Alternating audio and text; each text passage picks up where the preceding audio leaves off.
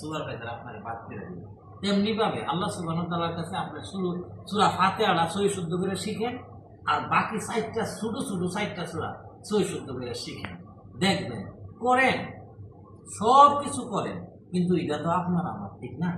আপনার আমার আজকে এই যে আজকে আমরা যে বৈশা থাকি রুমে, কি লাভ হইব? তারা ঘুরতেছে, কি লাভ হবে? আল্লাহ সুবহানাহু ওয়া তাআলা অর্ডার দিছে কারে? এই পৃথিবীতে নামাজ প্রতিষ্ঠা করার জন্য। আর ইঞ্জিনিয়ারকে আমাদের প্রিয় নবী হযরত মুহাম্মদ সাল্লাল্লাহু আলাইহি ওয়াসাল্লাম, উনি হচ্ছেন ইঞ্জিনিয়ার। আবার এটাকে যেমন দেখেন, আপনি 20 লাখ টাকাতে একটা বিল্ডিং করবেন, আপনি কিন্তু অর্ডার দিচ্ছেন যে সমস্যা নাই, তুমি কাজটা করো।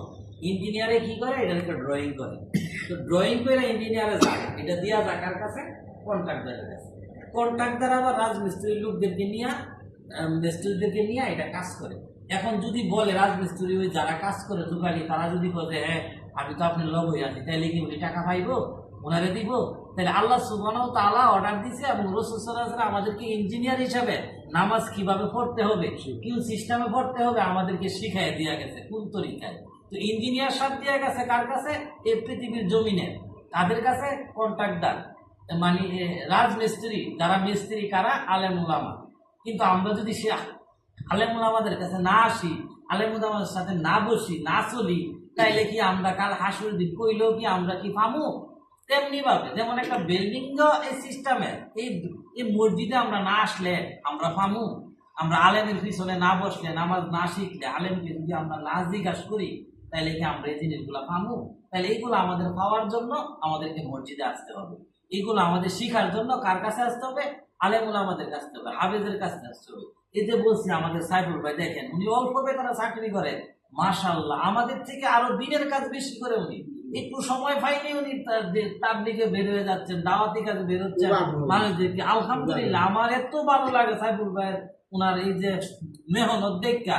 তাহলে দেখেন, আর আমরা কিন্তু বেকার ঘুরি, আমরা মেহনত করতে পারি না। অনেকে এই যে দেখেন আমরা এখানে আজকে আসছি, অনেকে বাইরে গিয়ে দেখেন ঘুরতেছে, মোবাইলে বিভিন্ন ধরনের কথা বলতেছে, বা এই ধরনের বিভিন্ন ফাতরা কথা, কিন্তু মসজিদে বসতে পারলো না। নামাজ কিন্তু মসজিদ বসছিল, কিন্তু সবাই চলে গেছে গিয়া দেখবেন দুনিয়ার ঝামেলা, দুনিয়াবি কথা বলতেছে, কিন্তু আল্লাহর দ্বীনের ব্যাপারে তারা বেখিয়াল। কিন্তু আমরা কি শুধু মসজিদে আইসা কইরা কইরা নামাজ পড়লেই হবে, নাকি আমরা যেটাকে গুরুত্ব দিই? আমি যে কথাটা বলছি যে আমি কি বিল্ডিং এর পাশ দিয়ে ঘুরলেই হবে, নাকি আমাকে বিল্ডিং এ কাজ করলেই তো আমাকে এখান থেকে মাইনা দিবে?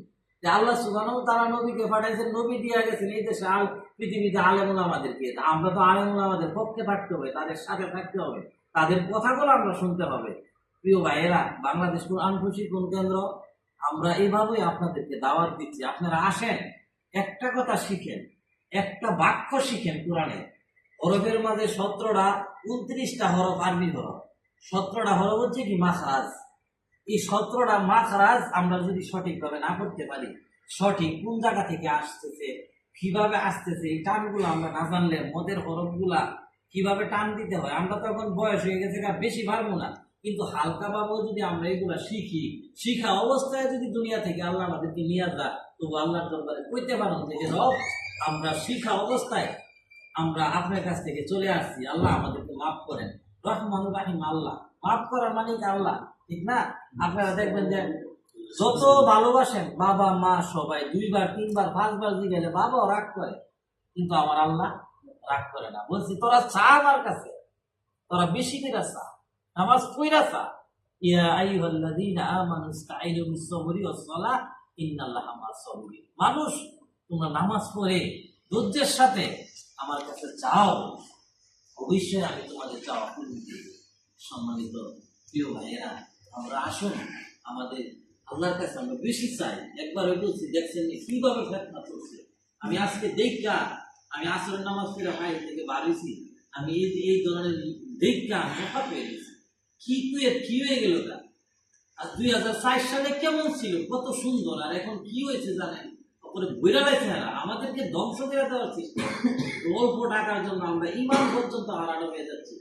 এবং আল্লাহর কাছে আমরা সবাই দোয়া করবো, আর এই যে তালিম হচ্ছে, তারবিয়াত হচ্ছে, এগুলোর সাথে সবাই যুক্ত থাকবেন, বাইরে ঘোরাফেরা না করবেন, কোনো দরকার নেই।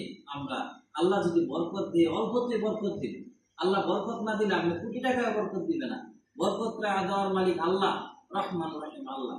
আল্লাহ সুবহানাহু ওয়া তাআলা আমাকে আপনাকে সবাইকে যেন এই জমিনে তার ভালোবাসা এবং তার প্রিয় নবীর প্রতি মহাব্বতের মাধ্যমে আমরা যেন এই জমিনে থাকতে পারি। আল্লাহ সুবহানাহু ওয়া তাআলা যেন আমাদের সকলকে সেই তৌফিক দান করে। আমিন। আমিন।